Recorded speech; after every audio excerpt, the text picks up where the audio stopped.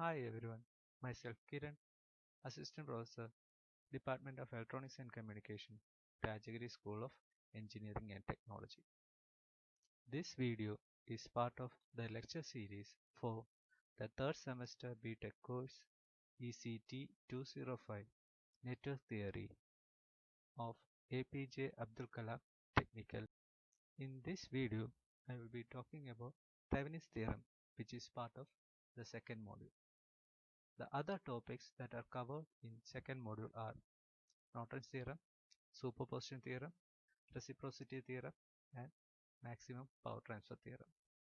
These topics will be discussed in the subsequent sessions. In module 1, we discussed about Kirchhoff's laws, nodal and mesh analysis, using which we could find the current and voltage parameters of any network element of a linear network. Apart from these laws, there are some theorems which can be used for analyzing a network by reducing it to an equivalent two-terminal representation. Thevenin's theorem is one of these laws. So what this Thevenin's theorem is, it is a method used for changing a complex circuit. Complex in the sense it consists of several network elements into a simple equivalent circuit consisting of a single resistance in series with a voltage source. So here we can see a network, a sample network. It consists of several voltage sources and passive elements. Passive elements I have taken as some resistors. So along with the voltage source, there will be like current sources will also can also be there. And using this theorem, we can reduce this complex network into a much simpler representation, which consists of a voltage source in series with a resistor. And the resistor, the load resistor, will be seeing this network like this. So both these circuits are, we can say, they are equivalent. So instead of using all these network elements, we can now use these two elements, which will simplify our analysis. Thevenin's theorem states that a linear two-terminal circuit containing several energy source and resistance can be replaced with an equivalent circuit of an ideal voltage source VTH in series with a resistor RTH. Here VTH is the open circuit voltage at the output terminal and RTH is the equivalent resistance seen from the load side. Using Thevenin's theorem, any linear network, no matter how complex it is, we can reduce it to an equivalent two-terminal circuit. Based on the type of element that is present in a network, the procedure for network reduction can be broadly classified into three. In case 1, we will be dealing with networks containing only independent source along with passive components. In case 2, both independent and dependent sources are present. And in case 3, the network contains only dependent source. There is no independent source. Now let us discuss the various steps used for analyzing a network using Thevenin's theorem. We shall take the first case, network containing only independent sources. For explanation point of view, I have considered a simple circuit which consists of a single voltage source V1 and some passive elements. So our task is to convert this network to its Thevenin equivalent representation, which consists of a Thevenin voltage VTH in series with a Thevenin resistor RTH. So here we need to first find the Thevenin voltage VTH.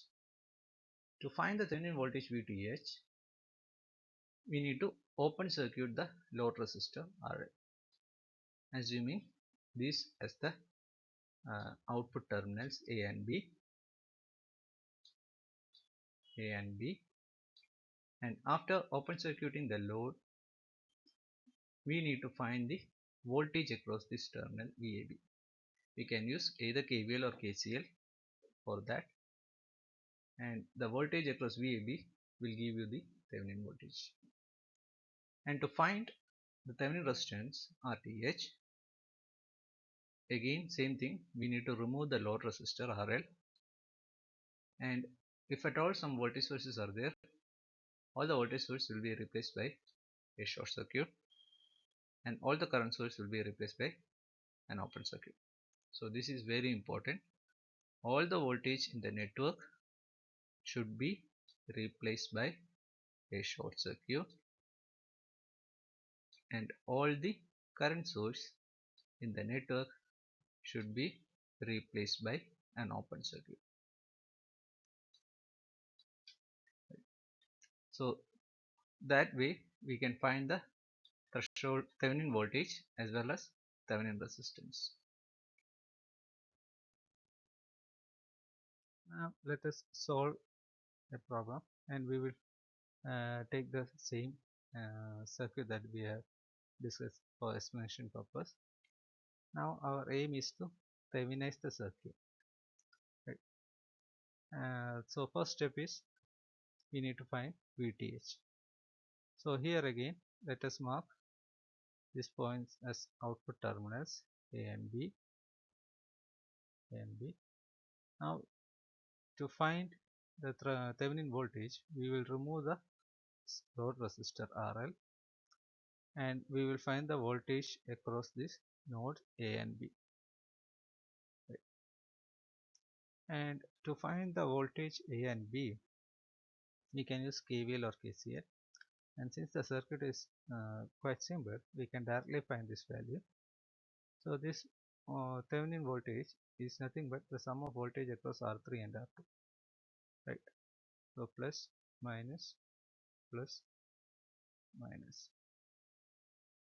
VAB. And since the output branch is open, the current will be 0.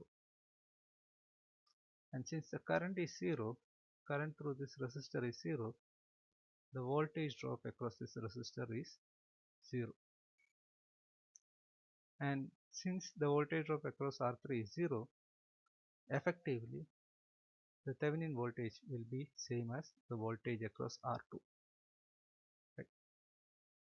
And to find the voltage across R2, we can see that both R1 and R2 appears to be in a potential divider form. And to find the voltage across R2, what you have to do is you have to multiply V1 with R2 by R1 plus R2, the potential divider form.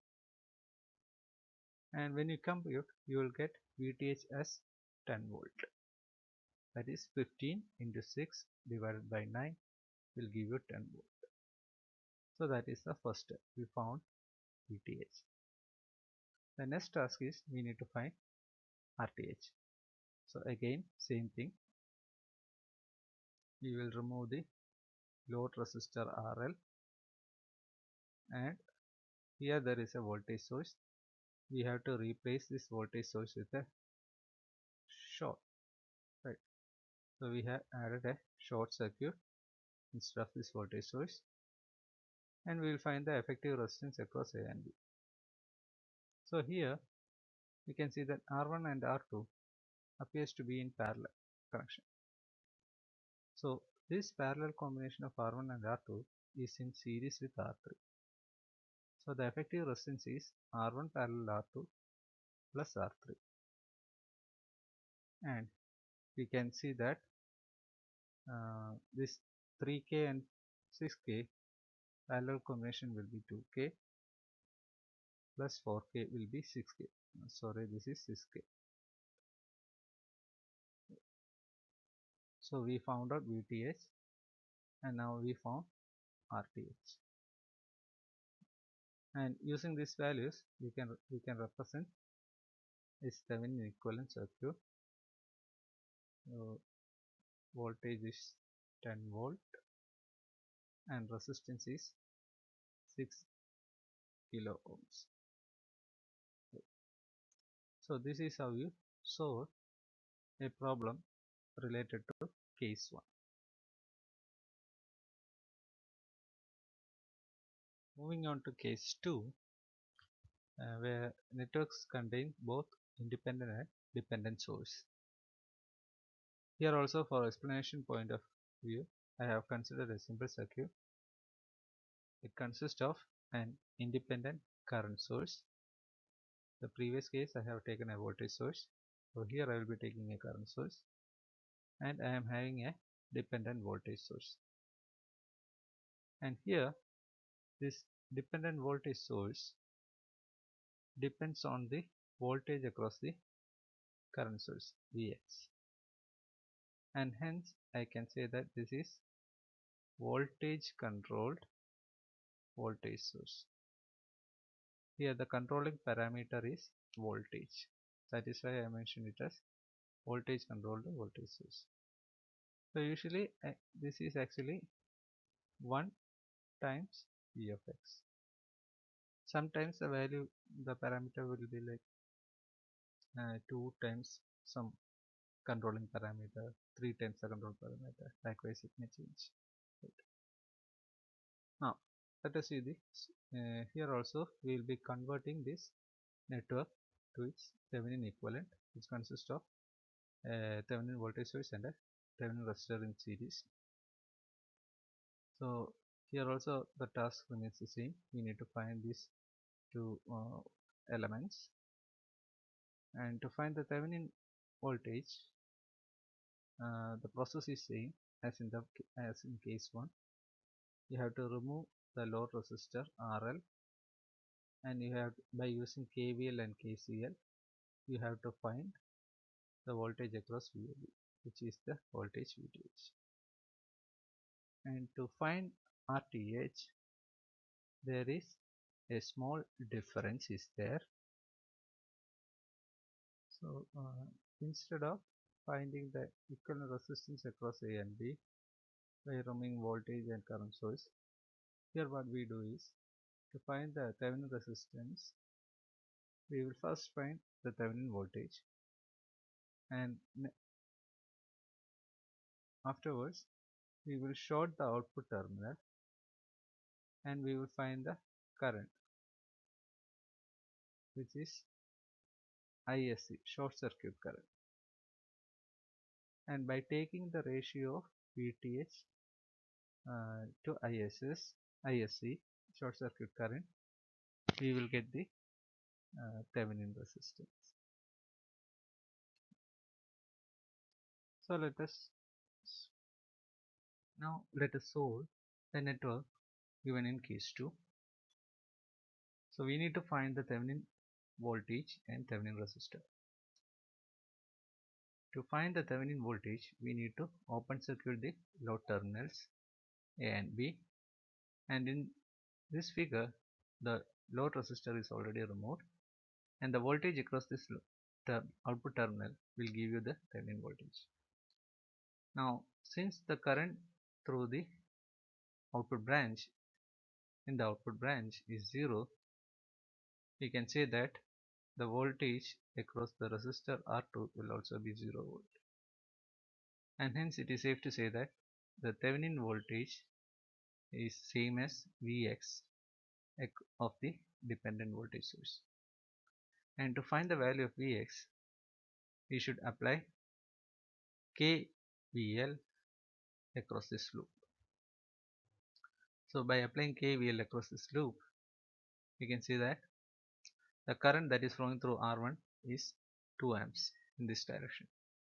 So it will drop a voltage 10 volt across this resistor. The polarity is like this. So this is important. The current inside a component or resistor will move from positive terminal to the negative terminal. So by applying KVL, we will get Vx plus Vx plus 10 equal to 0. So Vx is minus 5 volt, which is same as the Thevenin voltage. Now to find the Thevenin resistor, we first need to find the short circuit current at the output. So the resistor is replaced by a short circuit, and the current through that short will give you the short circuit current. Same current is flowing through R2, and the voltage across R2 is nothing but Vx. So to find the short circuit current, we simply need to find the ratio of Vx to the resistance of R2, and we will get it as minus 5 by 3 amps. And finally, to find the Thevenin resistance, we simply need to take the ratio of these two quantities, and we will get the Thevenin resistance as 3 ohms. So using these two values, we can finally form the Thevenin equivalent representation, which consists of the Thevenin voltage source, which is minus 5 volt, and the Thevenin resistance, which is 3 ohms.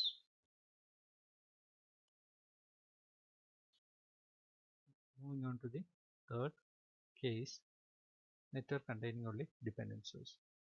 So here also, for explanation purpose, I have taken a simple network which consists of, you can say, a current controlled voltage source.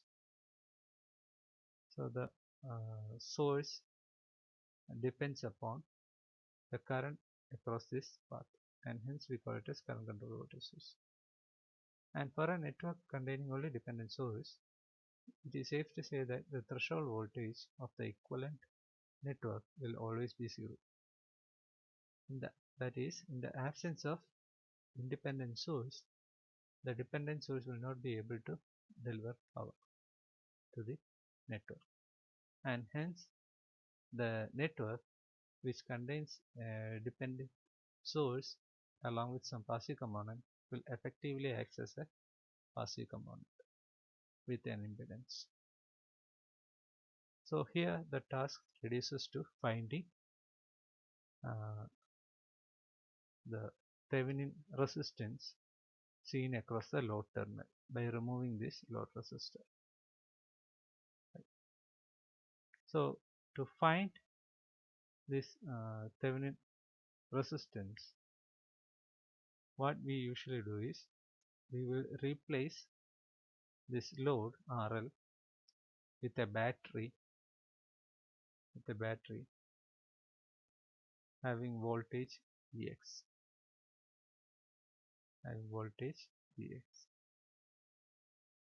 and we will measure the current Ix drawn from the voltage source. So the ratio between this voltage and current, ratio between Vx and Is, will give you RTh. So here also we are not finding the equivalent resistance because of the presence of dependent source. So here what we are doing is we are removing the load resistance RL and replacing it with a voltage source or battery Vx. And usually we will be using the voltage as 1 volt, current as 1 amp. We will fix one thing, and we will find the other parameter. So in the case of a known battery voltage, we can find the current drawn from the battery, and ratio of Vx to Ix will give you the Thevenin resistance. Now let us see how we can solve the network given in case 3. So here there is no independent voltage source or current source, and only the network is having a dependent voltage source,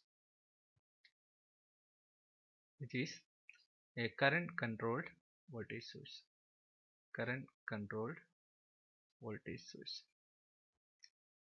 As we seen in the previous slide, in the absence of an independent voltage or current source, the Thevenin voltage will be 0. So the task is simplified as finding just the Thevenin resistance. And to find a Thevenin resistance, we need to provide an external source, either voltage or current source, across the output terminal. And for this case, I have taken a current source which delivers a constant current of 1 amps and is connected to the output terminal. Which is taken as Ix. Now the task is, using KVL or KCL, we need to find the voltage across this current source, which is Vx. And the ratio of these two quantities will give you the Thevenin resistance.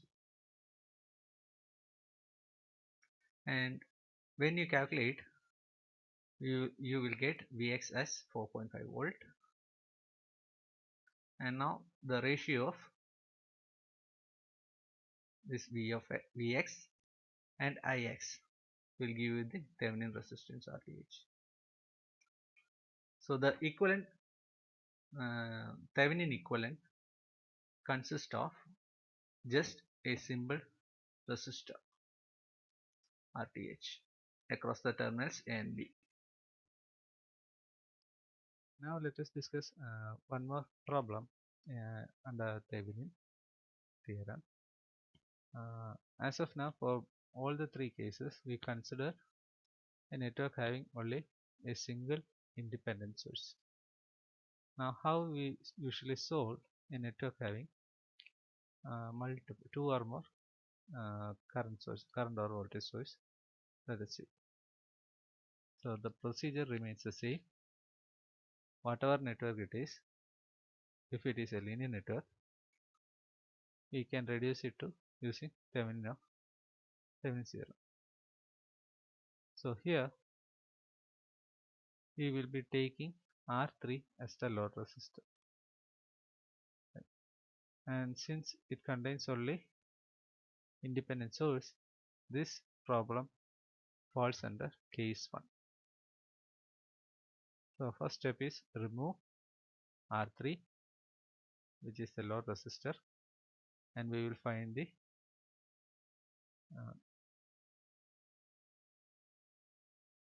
voltage across the terminals A and B. So when you remove, you can see that the network becomes a single loop. By applying KVL across this loop, we can find the current through this network. Let's say the current moves in this direction and the current value is I. So if the current value is I, then the polarity will be plus minus like this, and the battery position shows that the polarity is like this. And from this we can actually find the Thevenin voltage, and for this case it is found out to be minus 33.6 volt.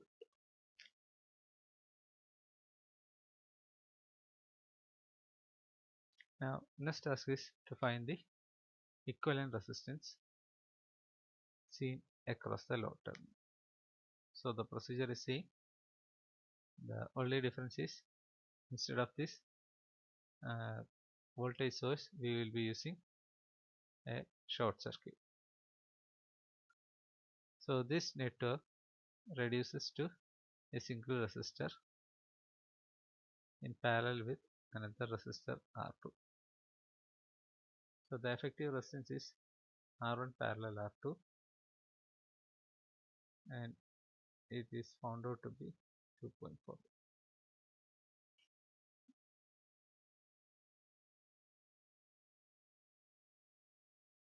So this will be the Theveninized representation of this network.